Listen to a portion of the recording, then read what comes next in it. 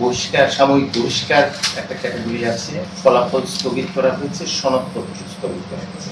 এই তিনটা আলাদা করবার কারণ হচ্ছে যারা আমাদের রানিং স্টুডেন্ট ছিল তাদের ক্ষেত্রে নিয়ম অনুযায়ী তাদের অপরাধ বিবেচনায় নিয়ে সাময়িক বহিষ্কার করা হয়েছে এবং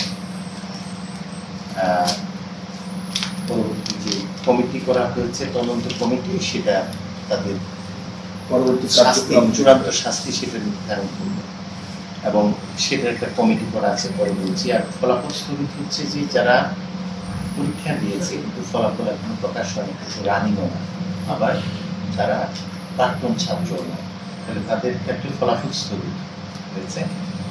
আর যারা প্রাক্তন শিক্ষার্থী কিন্তু এই অপরাধের সাথে জড়িত তাদের সনদপত্র স্থগিত করা হয়েছে এবং এটা টোটাল সংখ্যা হচ্ছে 289 জন। আচ্ছা,